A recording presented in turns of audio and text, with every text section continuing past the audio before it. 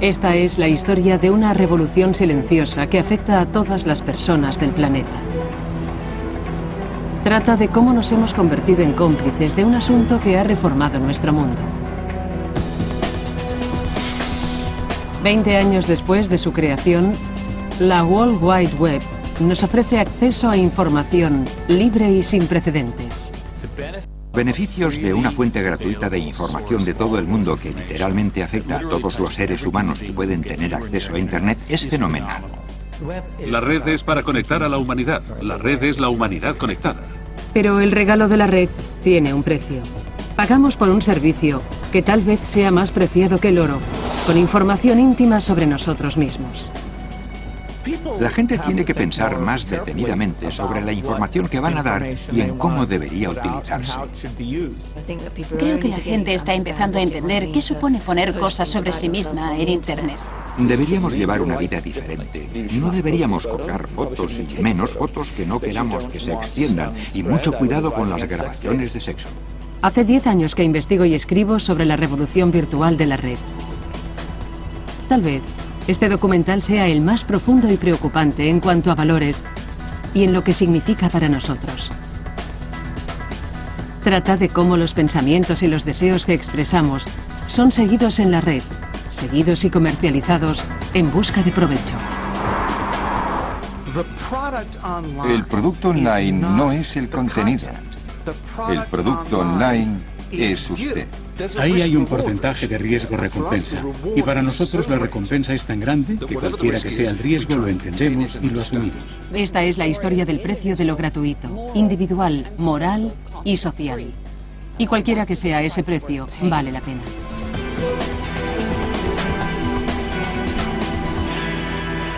La revolución virtual. El precio de lo gratuito.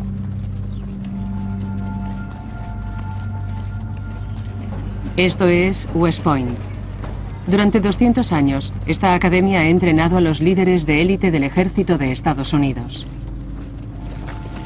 Aquí es donde MacArthur, Eisenhower y Schwarzkopf aprendieron el arte de la guerra. Los cadetes del siglo XXI no solo son entrenados en las tácticas de los campos de batalla y en las grandes estrategias, sino también en cómo afrontar una amenaza mucho más cercana al país. La red es ahora parte de su currículum. Todos han oído hablar de los troyanos. Lo que hacen es poner tu ordenador bajo el control de otro. El teniente coronel Greg Conti quiere que sus cadetes entiendan que la red hace excepcionalmente vulnerables a los gobiernos y a la gente que la usa. La red es una de las tecnologías más populares de la historia de la humanidad. Cada día aparecen nuevas compañías online que ofrecen nuevos productos y nuevos servicios. Y las herramientas son imponentes, muy poderosas. Lo que estamos haciendo es liberar una gran cantidad de información sin precedentes sobre nosotros mismos y terceras personas. Y eso me preocupa mucho. La información digital se extiende. Una vez está ahí, corre. Ya no puedes hacer que el genio vuelva a entrar en la botella. ¿Estamos siendo ingenuos por la cantidad de información que ponemos online? Todos queremos algo por nada y cada vez que entramos en un sitio y mucha gente utiliza las herramientas o los servicios que hay en la red, hemos de tener en cuenta lo que revelamos cuando usamos esas herramientas, ese producto o servicio gratuito que obtenemos, cuáles son los riesgos que conlleva lo que estamos revelando y el hecho de que el servicio pueda desaparecer mañana o que lo compre otra empresa. Puede que ahora nos guste su mascota y confiamos en ellos. Nos gustan los colores de su logotipo, pero es posible que mañana no sea la misma compañía.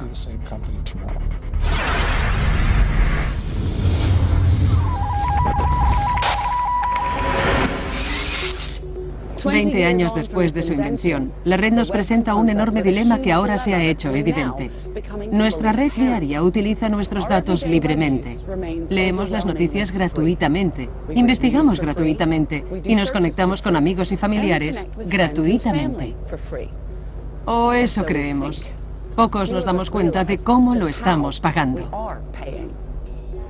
¿Cuánto le cobraría a un extraño por leer su diario personal? ¿Cuánto les costaría a ellos averiguar cuál es su religión, o sus preferencias políticas o sexuales? ¿O a qué escuela van sus hijos? ¿Más de lo que el dinero puede comprar? Damos exactamente ese tipo de información cada día. Y la damos a una escala enorme. En un mes, usuarios de todo el mundo hacen 76.000 millones de búsquedas en Google gratuitamente. En un día colgamos unos 3 millones de imágenes o vídeos para compartirlos con los amigos en Flickr gratuitamente. En un mes se estima que 350 millones de personas entran en las decenas de millones de blogs del mundo gratuitamente. Pero ahora miremoslo desde el otro lado. Y veremos que lo de gratis es una ilusión. Cada mes Google recoge miles de millones de términos de búsquedas que les ayudan a purificar su sistema y a vender publicidad perfectamente dirigida. Cada día Flickr recibe 3 millones de imágenes o vídeos al lado de los cuales puede poner publicidad. Cada mes, algunos blogs permiten a las compañías implantar en nuestros ordenadores dispositivos de rastreo, conocidos eufemísticamente como cookies, que revelan nuestros intereses a las redes comerciales y así pueden enviarnos la publicidad más adecuada. Creo que los empresarios de Silicon Valley son los emprendedores del siglo XXI. Aunque su manera de presentar sus ideas y su fuerza es mucho más inteligente, más sofisticada que en el siglo XIX. Pero pienso que en 100 o 200 años, cuando miremos el pasado de Google, YouTube o Yahoo, veremos personas muy similares a Carnegie, Rockefeller y Stanford, que lideraron la revolución industrial. Estamos siendo juzgados mientras nos movemos por Internet por lo que las cookies dicen de nosotros y por lo que declaramos ser en nuestro perfil en Facebook o en Twitter. Por la información que damos en cualquier sitio web que visitemos. Es un cambio en la sociedad, diferente a cuando nos mudábamos de las granjas a las aldeas y de las aldeas a Londres, porque de repente hemos desarrollado un sistema social que sabe cómo vivimos aun estando en áreas muy pobladas. La realidad es que la vida online es comercio. Pagas por una web gratuita que informa de quién eres como usuario y por las entradas saben en qué estás interesado. De esa forma, cada día damos cuenta inoportunamente de nuestros menores movimientos a cambio de un espacio online.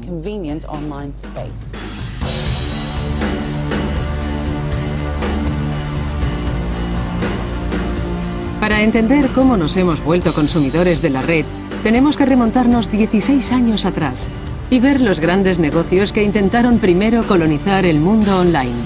Una historia que extrañamente empieza con una pizza. En 1994, Pizza Hut fue pionera en el comercio en la red tomando pedidos online. Se llamaba PizzaNet. Esta revolución virtual en la comida rápida ocurrió en Santa Cruz, California, que entonces tenía una de las poblaciones más conectadas del planeta. Ahora pedir una pizza online parece normal y rutinario, pero en aquella época fue una gran novedad. Es evidente que cuando se inauguró PizzaNet, la gente aceptó esta novedad con incredulidad. Incluso apareció en la primera página de la sección de negocios de un periódico nacional. Hace solo 16 años, la gente no sabía si el comercio online funcionaría o no. La red fue creada originalmente por científicos que querían compartir información. El tráfico de datos comerciales no estaba en su mente. Entonces la red y el dinero no se veían como cosas que pudieran ir juntas. Al principio, el espíritu de la red era como si gente en pijama y con la luz encendida estuviera trabajando después de que otras personas ya se hubiesen ido a casa e instalando un dispositivo de correo electrónico enviasen un mensaje diciendo: por cierto, al terminar la jornada de hoy he instalado este servidor de la red y he colgado algunas fotos. Espero que te gusten. Parecía un mundo nuevo y valiente. Parecía una nueva democracia, una nueva forma de que la gente se uniera. Era otra dimensión de la experiencia humana. Y es difícil relacionarla con la de hoy, ya que no tenía nada que ver con el dinero. Pero en 1994, el Congreso de Estados Unidos levantó la prohibición del comercio en la red. De repente la red quedó abierta a los negocios. La gente entraba a raudales. Esperaban un espacio gratuito. Pero el comercio vio una nueva oportunidad para obtener importantes beneficios.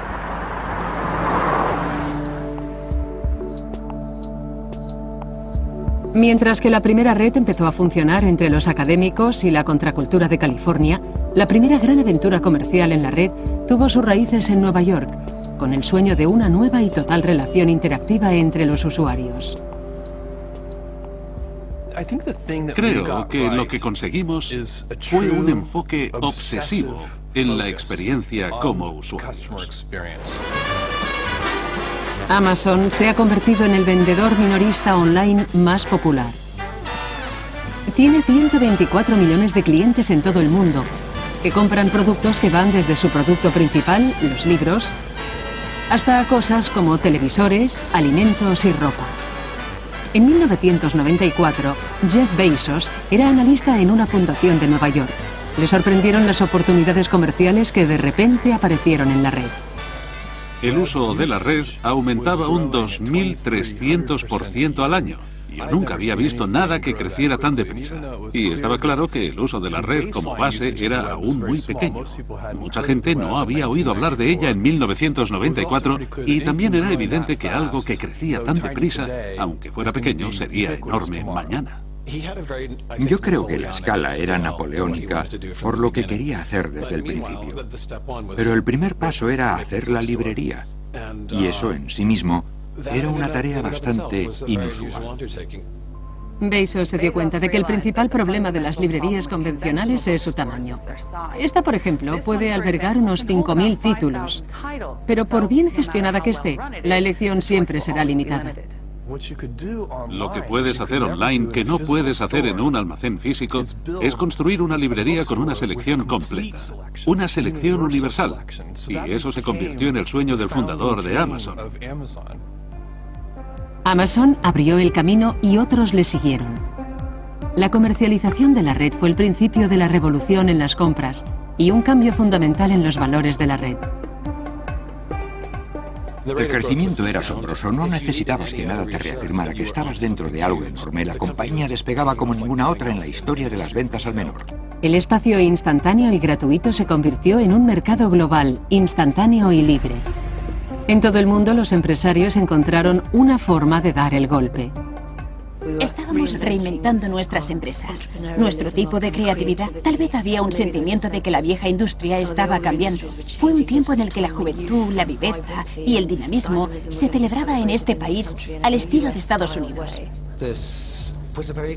Y yo creo que era una época muy excitante, y la excitación estaba justificada. Entre el año 1995 y el 2000, se registraron más de 20 millones de nombres.com. En muy pocos años hemos pasado al espectáculo de adolescentes multimillonarios, casi unos niños que han cambiado los patrones.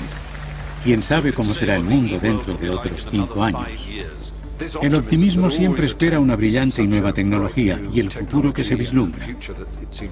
No tardará mucho, creo, no tardará, no porque yo sea cínico, sino porque la historia nos ha dado muchos ejemplos. La Brave New Web se convirtió en sinónimo de billetes de banco. Las acciones han subido y se calculan en 1,25 billones de dólares. Las ventas online se han duplicado en el último año. Los años 90 fueron una locura. El dinero te caía a montones sobre la cabeza. En estas últimas semanas, el valor de todas las acciones han alcanzado nuevos registros, animados por la increíble subida de las acciones de Internet. ¿Cómo está ahora mismo el Nasdaq? Echando humo al rojo vivo. América Online. Las subastas de eBay y la venta de libros de Amazon han subido más del 40% solamente en diciembre. Internet se ha convertido en el centro de la tecnología universal. Internet está considerada acertada o equivocadamente como la próxima revolución industrial. Hay mucho dinero circulando y la gente se vuelve loca con los resultados de sus negocios.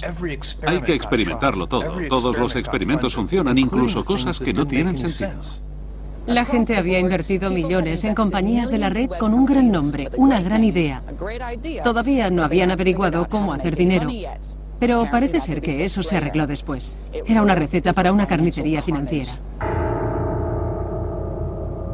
A principios del 2000, el Nasdaq perdió un cuarto de su valor. La mitad de los .com desaparecieron en la quiebra que siguió. En un año desaparecieron 3.500 millones en acciones. En la efervescencia de la especulación, los inversores habían olvidado los riesgos que estaban corriendo sin tener certeza de poder recuperarse. Creo que la gente se sobreexcitó y creyó que la red estaba creando una forma totalmente nueva de hacer negocios. Y era cierto. Pero en cierto modo era romper los modelos existentes. Creo que la gente pensó que cualquier negocio antiguo podía funcionar, pero tal vez era una lógica equivocada. La gente estaba confusa y pensó, si tienes mucho tráfico en la red, puede ser increíble. Pero no, construir muchas ramas, eso es un valor que nadie puede duplicar. Construir un sitio en la red no era algo rápido, y la mayoría de esas compañías no le añadía más valores. Solo esperaban que se la comprara alguien que supiera qué estaba haciendo y que de alguna forma su escala le permitiera convertirlo en un negocio modelo. La expulsión de los .com arrastraron a la red a millones de nuevos usuarios y formaron un camino. Las compañías habían aprendido la lección y que no era suficiente crear online versiones de las tiendas tradicionales. Tenían que pensar si podían hacerlo en la red, conseguirlo y que produjera beneficios. Hoy, esta compañía ha funcionado mejor que ninguna otra. Sus orígenes son los principios de la antigua red gratuita. Y aún así, se ha convertido en una de las máquinas de hacer dinero más grandes de la historia. Cambió lo que para todos significa estar online. Esta compañía aprendió a ganar dinero en la red, pero haciéndolo convirtió a sus clientes en mercancías. ¿Cómo? Transformando nuestra inocua y aparentemente búsqueda gratuita de información en una enorme rueca de hilar dinero. Esa compañía es Google y ha convertido nuestra curiosidad en una mina de oro. Hoy, Google tiene una extraordinaria garra sobre la red. Google es hoy mejor que ayer porque hemos lanzado cosas que lo hacen mejor. Y mañana será aún mejor porque mejora constantemente. Google da sentido a la red. Cada día se hacen más de 2.000 millones de búsquedas por medio de sus motores de búsqueda en 40 idiomas distintos. Normalmente pedías consejo a personas inteligentes, pero ahora lo escribes en Google y obtienes muchísima información, mucha más que antes. Pero no solo es buscar. Hay un sitio de vídeos gratuitos, YouTube, que incluso emite la televisión. Hemos superado los 1.000 millones de visitantes al día. Podemos utilizar Google para volar por el planeta, o incluso ver la cancela de nuestro vecino. Incluso reta a la mayor compañía de computadoras, Microsoft, con un navegador y un sistema operativo que rivaliza con Windows. Pero a diferencia de Microsoft, lo que hace a Google único y especial es que se ha convertido en una de las compañías más ricas y poderosas del mundo, liberando gratuitamente casi todo lo que ofrece a sus consumidores. Para entender lo que parece ser una paradoja, necesitamos observar detrás de las pantallas del mundo que Google ha construido.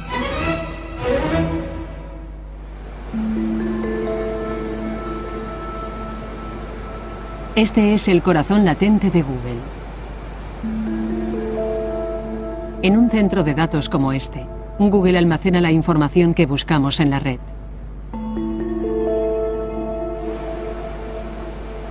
En el último trimestre de 2009, Google ganó 200 € cada segundo con las transacciones que pasaron por centros de datos como este. Sus beneficios netos anuales fueron de 6.500 millones de dólares. Y ese dinero procede de publicidad hecha a medida, según la información que damos a Google. Cada vez que usamos Google, les ayudamos a ganar dinero.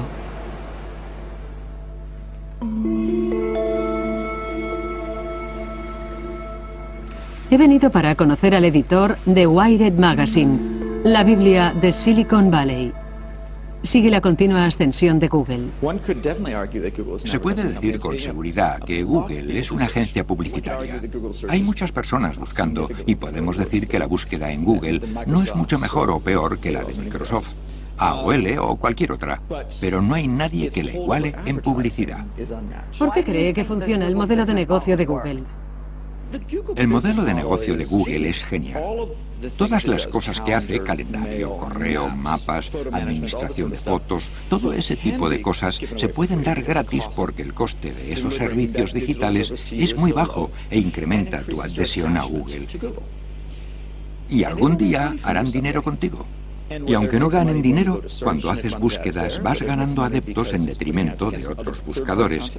Y si tienes gran cantidad de gente usando Google como motor de búsqueda y tienes el mayor número de adeptos en contra de otros buscadores, puedes superarlos fácilmente y los anunciantes se inclinan a utilizarlo más.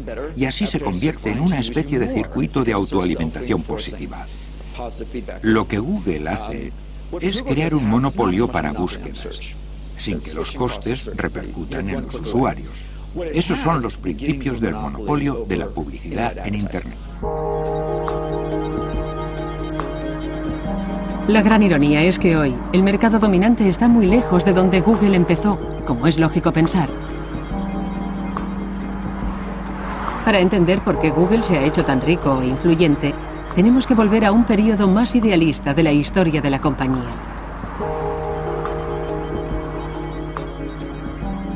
Como la propia red, Google empezó como un sueño académico.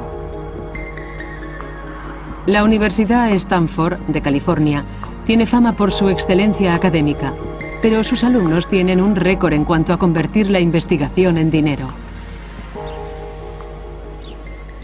Vas a Stanford y sabes que hay altas posibilidades de que cuando termines la carrera empezarás a trabajar en una compañía o de que nunca te licenciarás porque fundarás tu propia empresa.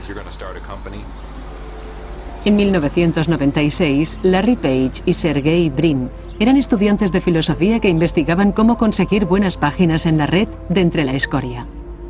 La red consistía entonces en unas 10 millones de páginas, nada comparado con los miles de millones de hoy, pero se expandía rápidamente. Así que ya era imposible para los humanos visitar y catalogar cada sitio. Page y Brin idearon una forma para que los ordenadores hicieran el trabajo automáticamente. He ido a conocer a su mentor, el profesor Terry Winograd, para averiguar más sobre su descubrimiento.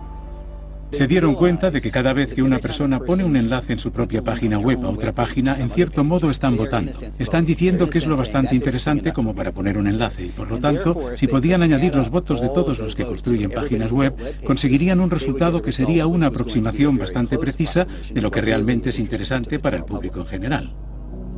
Page y Brin crearon un algoritmo para calcular los enlaces entre páginas de la red y dio un valor matemático individual del interés de una página, basándose en el número de enlaces con ella y si los enlaces eran de páginas que fueran interesantes para ellos.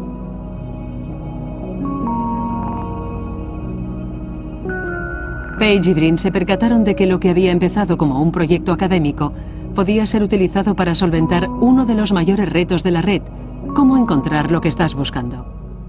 ¿Cuál es la relación entre lo interesante y la búsqueda? Habiendo encontrado una forma de decidir qué páginas eran interesantes y cómo calificar la página, ya era posible hallar resultados mucho más útiles. Digamos que buscas ordenador y se encontrarían todas las páginas que contuviesen la palabra ordenador. Pero las que aparecen primero, al principio de la primera página, serán las más interesantes, lo que significa que son las que quiero consultar, no las páginas basura, y eso incrementa el valor de los resultados obtenidos. Tal vez este era el motor de búsqueda más efectivo. Page y Brin le llamaron Google. Y Google se benefició de la rápida expansión de la red durante el auge de los .com de los años 90, porque su algoritmo, que contaba los enlaces, funcionaba mejor cuantas más páginas se añadían a la red. Pero también se enfrentaban a un reto. Cada vez que alguien usaba Google, utilizaban un poco los servicios de su ordenador. Una sola transacción digital, como una búsqueda, puede tener un coste ínfimo, pero millones de costes ínfimos pueden sumar una fortuna. El problema de Google era que al expandirse la red requería más costes de tratamiento y más costes de almacenaje, pero no había una forma de hacer que entrara dinero. Larry vino a pedirme consejo. Vino a mi despacho y estuvimos charlando. Hablamos de tecnología y de lo que estaban construyendo, y era magnífico. Yo le dije, bueno, ¿cómo vais a ganar dinero con eso? Sonrió, me miró y dijo, no sé, pero ya se nos ocurrirá algo. La mayoría de motores de búsqueda de la época se financiaban con la publicidad, pero a Larry y Sergey no les gustaba eso. Este es el documento de la investigación que utilizaron para presentar Google a la comunidad académica y decía: creemos que la publicidad causa más problemas que incentivos y que es crucial tener un motor de búsqueda que sea transparente en el reino académico. Así era Google en 1998. Sin publicidad, sencillo, limpio y blanco, con el aspecto de aficionado del principio de la red. Pero a pesar de sus ideales, Google tenía que recibir una... Se desestimó enseguida cobrar a los usuarios por las búsquedas, pero en vez de eso se dieron cuenta de que podían usar su motor de búsqueda para revolucionar la publicidad. Así es como cambió nuestra relación con la red.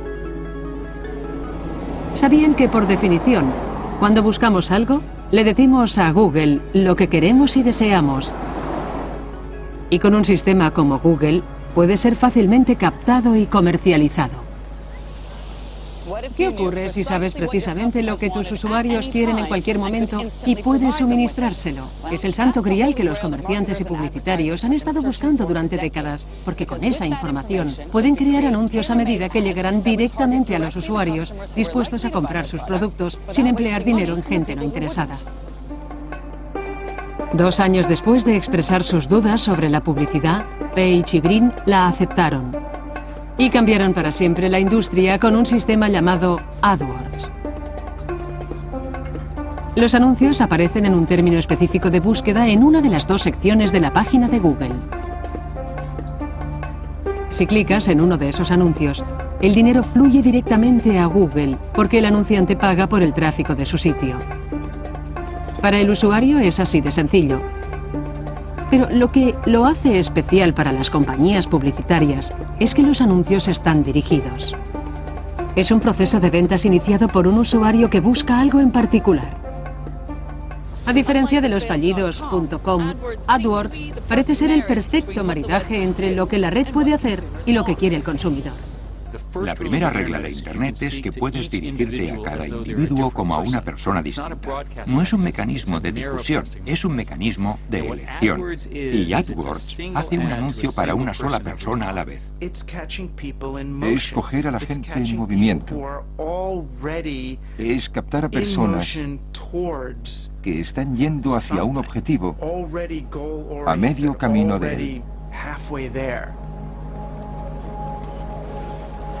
Por medio de los anuncios dirigidos a los usuarios, Google y la red habían hallado una forma de retribución.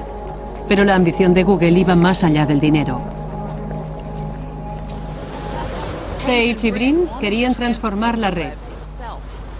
Construyeron dentro de su mecanismo de anuncios una visión analítica de su motor de búsqueda.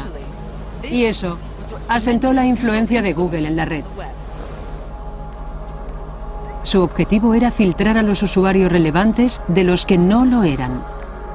Así que cada vez que activas AdWords para buscar en Google, se producen una serie de eventos que pueden ser ilustrados así.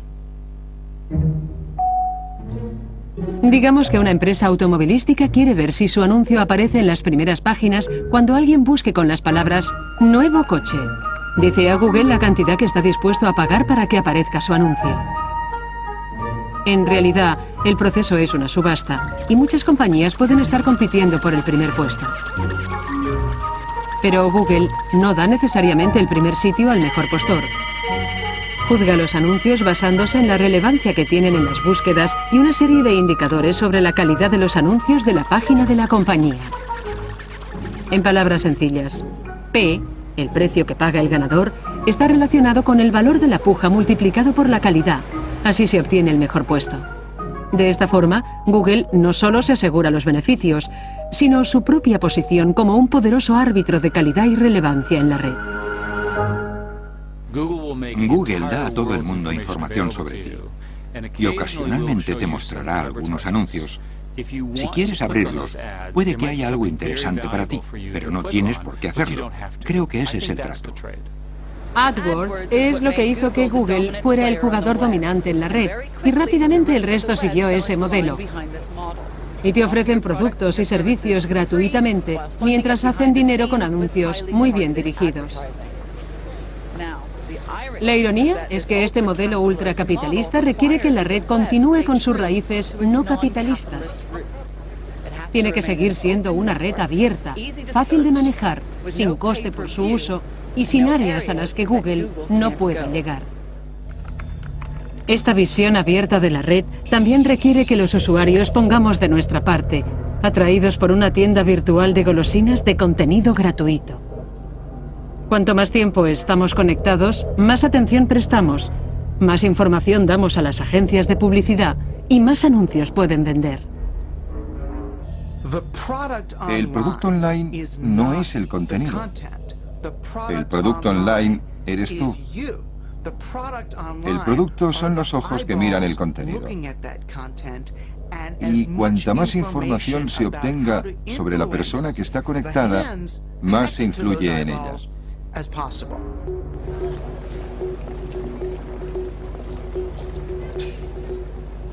Pero si la información comercial sobre los usuarios de la red es el principio tras la gratuidad de la red, ¿dónde detenerte? ¿Dónde están los límites entre nuestros derechos y su búsqueda de beneficios? Hoy estamos siendo objeto de una vigilancia que no hubiésemos imaginado hace 20 años. Este es un ejemplo entre muchos, el sistema de correo electrónico de Google. Cada vez que usted envía un Gmail, automáticamente se escanea el texto y se envían las palabras clave que pueden revelar de qué trata. Si usted escribe la palabra playa en su mensaje, los anuncios que aparecen al lado de la página pueden ser sobre vacaciones. O si escribe acerca de su mascota, puede recibir anuncios sobre accesorios para mascotas, medicamentos o paseadores de perros. Si está planeando salir de la ciudad con sus amigos, recibirá anuncios de los lugares interesantes que puede visitar. O dietas para perder peso. Y también anuncios de alimentos saludables o cursos de dietética.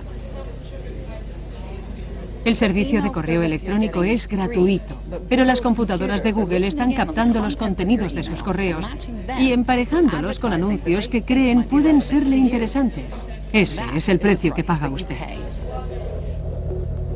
Google advierte de que escanea los correos, pero que Gmail respeta la privacidad y no revela los contenidos a otros.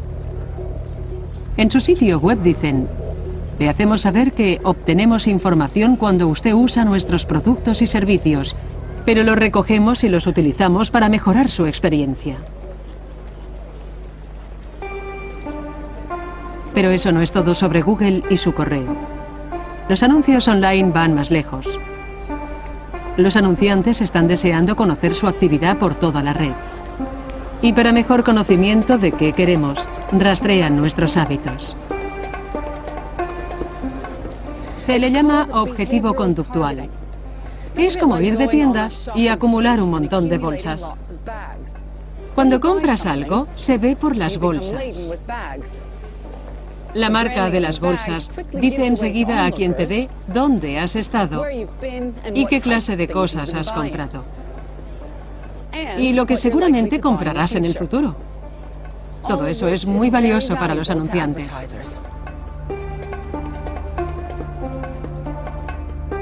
Así es como funciona la versión online. Cuando visitamos un sitio que contiene anuncios, el servidor de la compañía anunciante nos envía una cookie, un pequeño archivo que solo identifica a nuestro ordenador. Ahora, mientras navegamos por la red, las cookies comprueban dónde vamos y registran nuestros intereses para la compañía publicitaria. Así nos envían los anuncios más adecuados.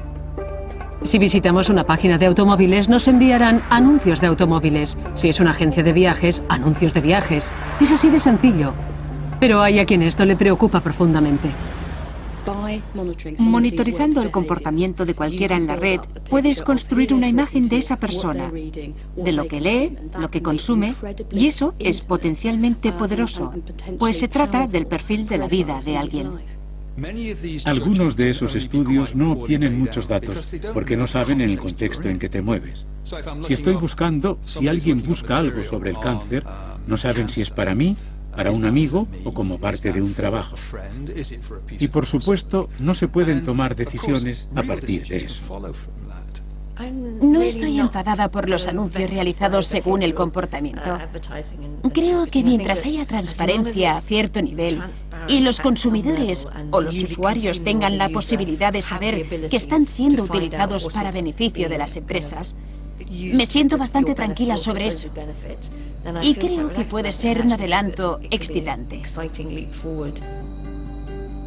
Ya hemos visto que pagamos por buscar en la red siendo objeto de la publicidad.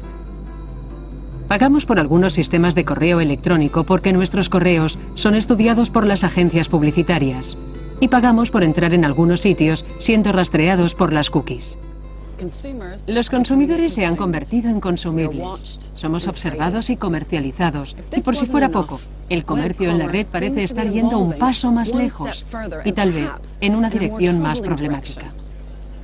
Intentan meterse más profundamente en nuestras mentes para dar forma a lo que queremos, incluso antes de que sepamos qué queremos.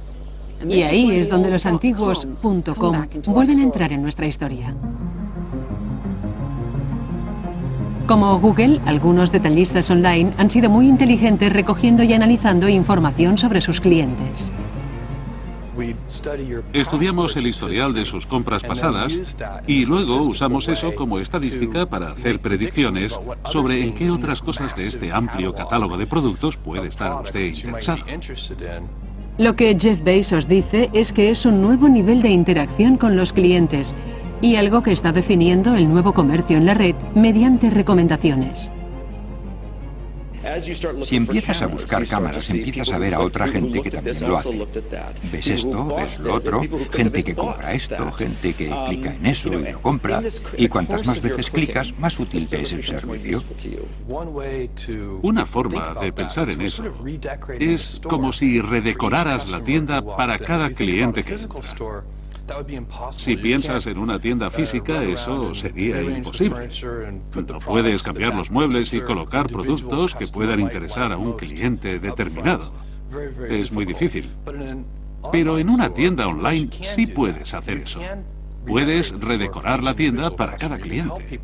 Puedes ayudar a que la gente encuentre cosas que no conseguiría de otra manera. Los motores de recomendación permiten a las empresas personalizar continuamente sus ofertas en función de nuestros intereses y conducta. El íntimo conocimiento de los clientes da a las empresas de la red una buena salida en la competición con los detallistas del mundo real. Uno de los mejores ejemplos es Netflix, la nueva web de una compañía totalmente dedicada al alquiler de películas, rival de la gigantesca Blockbuster. Vemos el cine como un área rica para intentar comprender el comportamiento humano y cómo crear una mejor experiencia que otro sistema de vídeo para que la gente vea más películas. Para su negocio es fundamental un algoritmo computador llamado CineMatch, que utiliza las preferencias de los clientes para identificar otros DVDs que puedan gustarle. El gusto por las películas es muy personal, pero nos hemos dado cuenta de que si pedimos a la gente que nos diga qué otras películas le han gustado, nuestro sistema de computadoras puede hacer un buen trabajo, ayudándoles a escoger películas que desearían ver en el futuro. Netflix tiene ahora más de 12 millones de suscriptores y pedidos por valor de 500 millones de euros al año.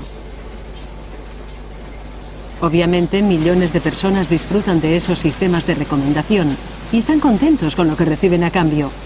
Pero a mí me preocupa que en el proceso tal vez hemos perdido algo. Me pregunto si los sistemas de recomendación no rompen la idea de la red. Existe la gran posibilidad de que la red ofrezca casualmente la oportunidad de nuevas e inesperadas ideas, de encuentros accidentales que sean reemplazados por un proceso que aparentemente abra nuestros horizontes, pero vendiendo lo mismo. En Amazon hacemos una selección universal que homogeniza la cultura. Permite que la gente escoja los productos que desea.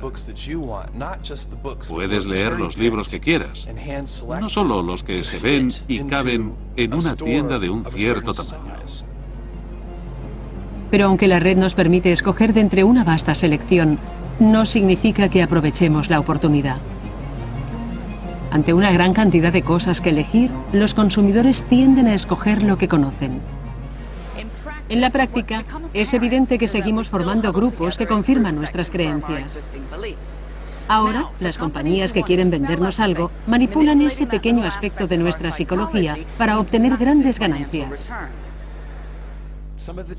Algunas de las oportunidades y la espontaneidad tienen que buscarse fuera del sistema para que funcionen. Pero no se deja nada al azar. Es algo que se hace deliberadamente. Se trata de un filtro colaborador, como se le llamaba antes, y sirve para hallar patrones que se utilizan para vendernos algo.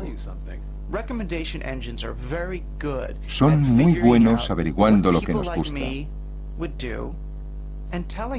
Me dicen qué es, y así puedo saber lo que hace la gente como yo. Así puedo ser más como las otras personas. Intentamos que nuestros clientes disfruten totalmente con nuestras películas.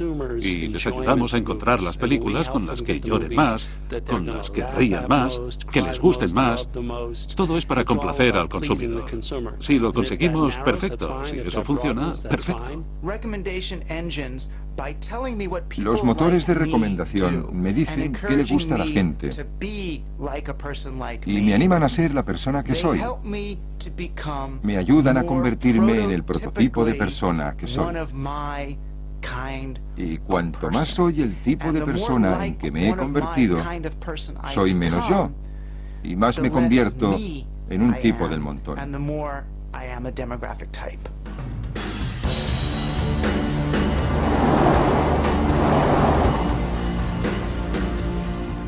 Puede que sea muy pronto para juzgar el impacto cultural a largo plazo de los sistemas de recomendación. Pero yo creo que hay una preocupación más profunda sobre cómo pagamos por una red gratuita y nuestro masivo uso de las ventas online. Estamos contribuyendo activamente a llenar las bases de datos de información sobre nosotros mismos. 16 años de comercio en la red han transformado totalmente lo que significa la privacidad en el siglo XXI.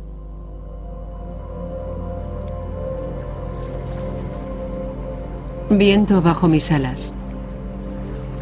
60 hombres solos. Temen que el cónyuge se entere de que son infieles. ¿Cómo suicidarse con gas natural? Dedos torpes. Perro que se orina sobre todo.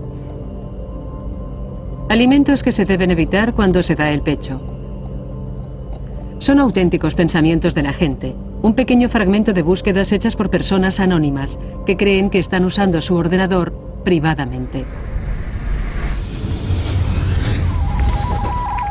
En 2006, la gigantesca AOL norteamericana liberó un archivo que contenía todas las búsquedas hechas por 650.000 de sus usuarios durante los 3 meses anteriores.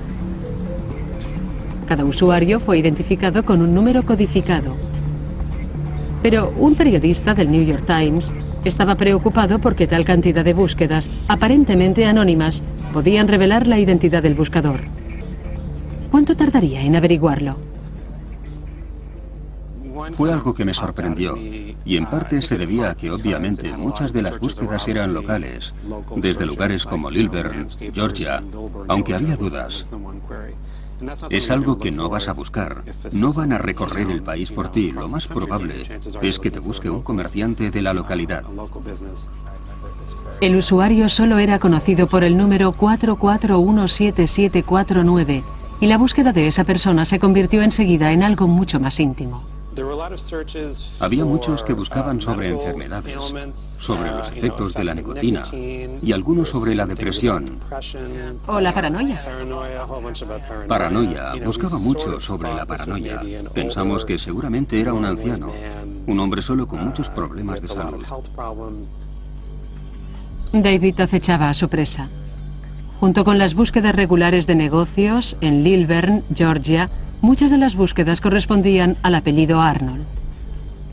Consulté una guía de teléfonos. Busqué gente con ese apellido y había 11. Uno de ellos vivía en Shadow Lake y fui allí y busqué.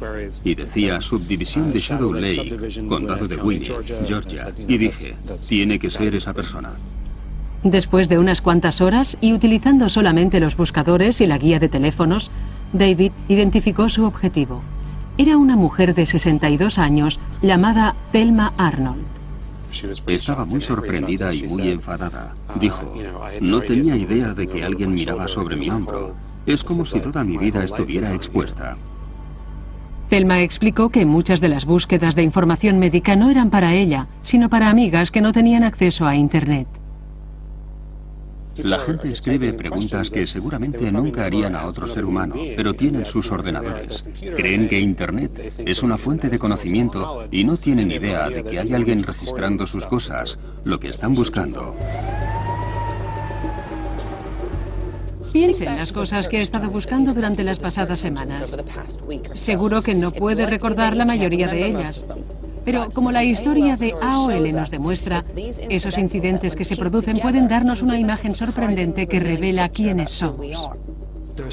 Hay muchas cosas muy íntimas que la gente hace en la red. En cierto modo, si conoces la web de alguien, puedes averiguar cosas sobre esa persona. Alguien que sea gay y quiera salir lee la historia de otras personas. Alguien que pertenezca a una religión que realmente es diferente a las que la rodean. La gente trata en la red de muchos tipos de cosas sensibles. Esa enorme facilidad para comunicarse con otras personas de todo el mundo, esa gran facilidad para acceder a toda clase de información y servicios, todas esas posibilidades tienen un lado oscuro. Y el lado oscuro de la red, en cierto modo, incluye la posibilidad de que te controlen quienes están detrás de la pantalla, de quienes te proporcionan este espacio. La mayoría de personas son muy pragmáticas acerca de eso. Mientras funcione y se cumplan las leyes, están conformes con compartir información personal para que su experiencia sea mejor.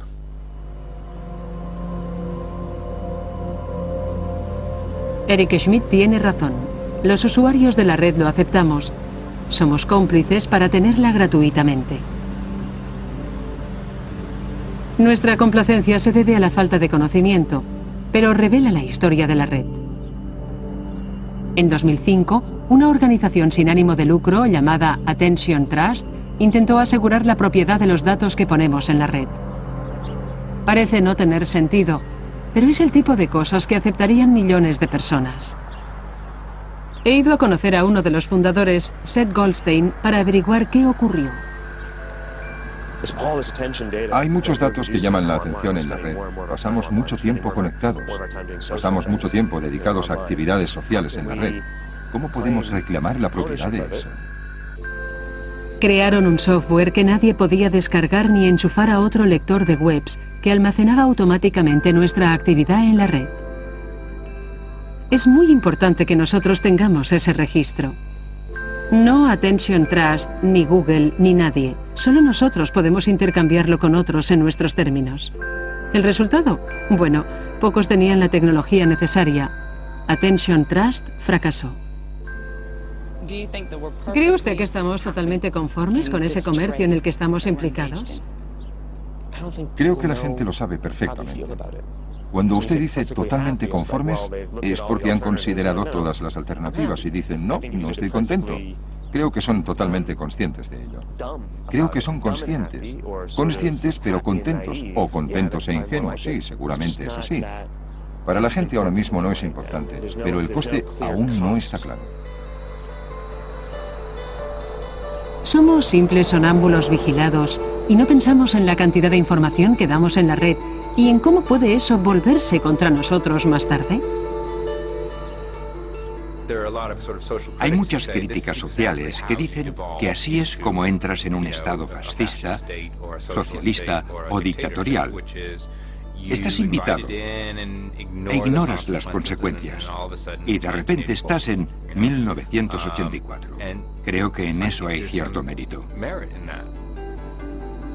Un futuro orwelliano puede parecer muy lejano, pero en la red hay almacenados una gran cantidad de datos sobre nosotros y el problema no es solo quién tiene esos datos, sino quién puede tenerlos en un futuro desconocido.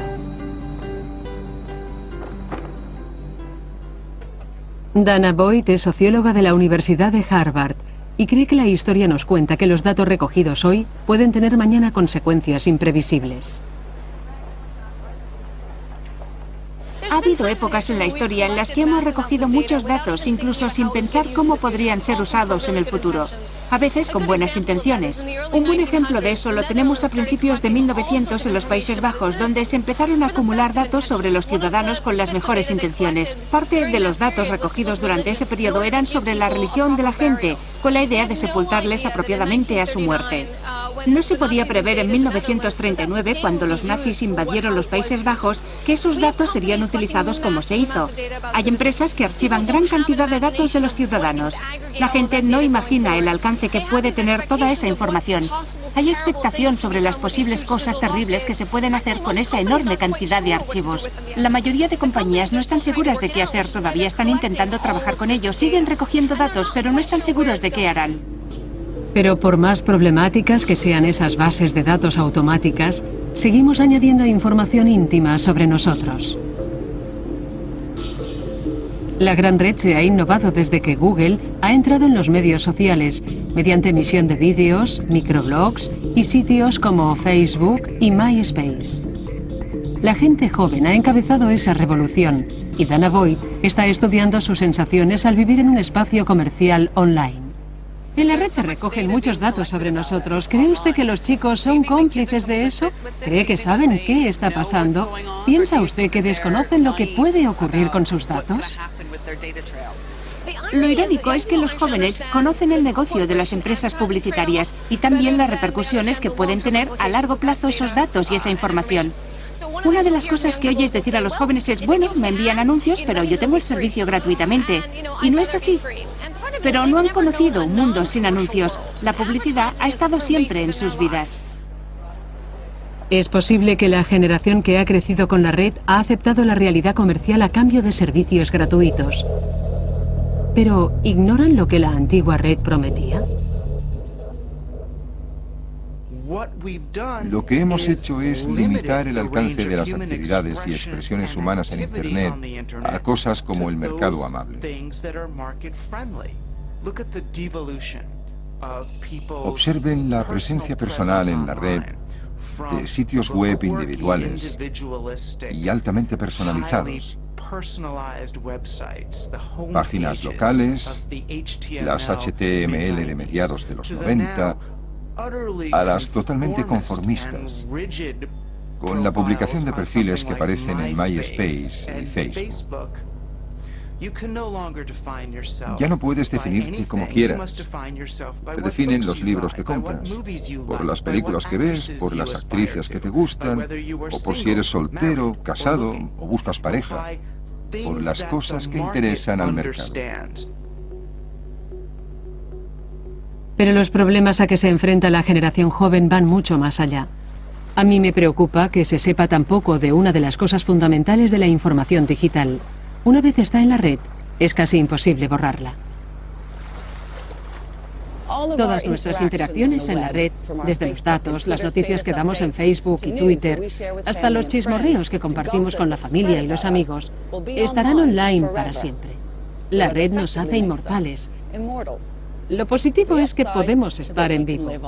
Hay miles de personas fallecidas que siguen recibiendo datos e incluso están en Facebook.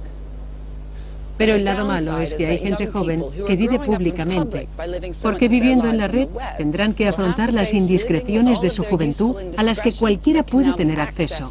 Futuros jefes, futuras parejas, futuros amigos y para el resto de sus vidas. El hecho de que seas una persona normal no garantiza que no haya alguna foto tuya borracho y sin conocimiento que circule por Internet. Y en cierto modo todos tenemos que vivir como los famosos porque existe el peligro de que estemos amenazados como ellos. Una de las mayores amenazas procede de los propios usuarios, de la gente joven en particular, que no duda en divertirse en los sitios sociales de la red. Conocen a mucha gente, pero olvidan la permanencia de ese tipo de compromisos. Si las compañías tuviesen la huella del ADN, tendrían mucho más. Emocionalmente, se podrían tomar decisiones sobre los seguros, la previsión de salud y el estilo de vida en base a la huella genética. La huella digital es también muy valiosa. ¿Realmente quieren dar esos detalles íntimos de sí mismos y que estén al alcance de mucha gente? ¿Sentirás lo mismo sobre lo que hizo anoche? No la mañana siguiente, sino 40 años después. Hemos visto cómo comercian con nuestra intimidad cada vez que buscamos en la red. A cambio de una red gratuita, nuestra privacidad se ha convertido en una mercancía. Somos unidades económicas dentro de lo que se ha convertido en la nueva frontera comercial. Hemos entrado en ese negocio, en muchos casos, inadvertidamente. Tal vez porque no tenemos la experiencia que creemos tener en la red. Creemos que por medio de un ordenador doméstico o comunicándonos con el móvil mientras viajamos, estamos en una burbuja cerrada y privada. Pero la realidad es que la red está abierta, así que siempre estamos en público. Lo que hacemos en nuestros ordenadores tiene el potencial de ser visto, analizado y usado por otros en todo el mundo. La red rompe nuestra idea del espacio público y privado. No solo estamos interactuando con un ordenador, estamos manteniendo una conversación con una multitud de ordenadores de todo el globo y estamos siendo observados. Eso es lo que lo convierte en una revolución y en el amanecer de una nueva era. Hay algunos genios que pueden causar problemas si se les permite salir de la botella, porque nunca vuelven a entrar en ella. Cuando aparecieron los primeros coches, la gente estaba horrorizada por las muertes en carretera. Horrorizada. No podían creerlo. Y ahora hay cientos de personas que mueren en accidentes. Era grotesco. Decían que si frenabas un coche yendo a 50 kilómetros por hora, te matarías al chocar con el volante. Te romperías el cuello y moriría gente continuamente. Dijeron entonces, ¿no queremos coches? Disculpen. En cierto modo, es como si alguien dice ahora que los teléfonos móviles emiten microondas y producen cáncer cerebral. Y podríamos decir, bien, esto es el fin de esa tecnología, no conviene, hay riesgo de radiación. Pero la recompensa es tan grande que cualquiera que sea el riesgo, seguimos usándolos aún siendo conscientes de ellos. No me gusta ese punto de vista extremista de considerar la red una zona de riesgo en la que personas desagradables pueden encontrar objetivos vulnerables. Son extremismos que siempre se han dado en todas las sociedades. Pero mientras estés educado para mantener a salvo a la gente, creo que en general lo que ocurre en la red es interesante, excitante, ayuda, es divertido, espectacular y mágico. Paradójicamente, lo que nos hace estar expuestos como nunca es también lo que hace que la red sea una oportunidad mágica para compartir, navegar y llegar a la riqueza del conocimiento humano. Pero el comercio domina la red y creo que deberíamos darnos cuenta y entender el verdadero coste de lo gratuito, cómo se redefine la privacidad, el espacio personal y tal vez quiénes somos definitivamente.